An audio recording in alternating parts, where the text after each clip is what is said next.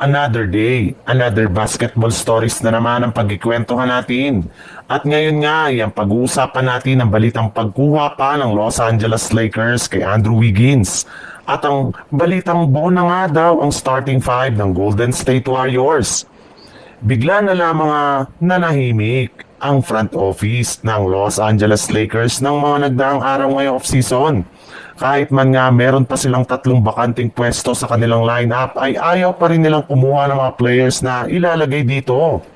Kaya marami nga sa mga fans ng Lakers ang naghihinala na tapos na nga daw si Rob Pelinka sa paggawa ng trade at maging signing sa free agency.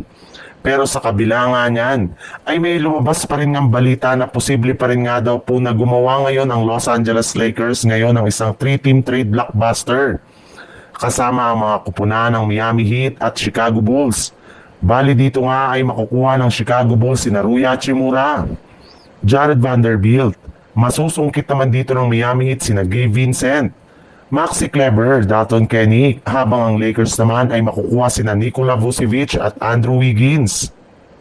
Sa ibang balita naman, since nga nalalapit na ang pagsisimula ng training camp ay hindi na nga nag-aksaya ng panahon ang front office ng Golden State Warriors. In fact, matapos lamang nga na makapagdesisyon si Jonathan Kuminga na kukunin at pipirmahan ito ang kanyang qualifying offer na nagkakahalaga ng 1 year, $8 million ay sinundan na nga ito ng official na ring pagpirma ni Al Horford ng kontrata.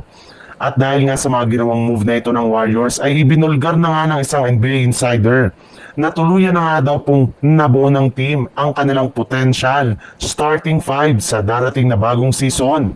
At bubuuhin nga daw ito ni Stephen Curry, Buddy Hield, Jimmy Butler, Draymond Green at si Al Horford na siyang gagamitin nila bilang kanilang pinakabagong starting center simula next year.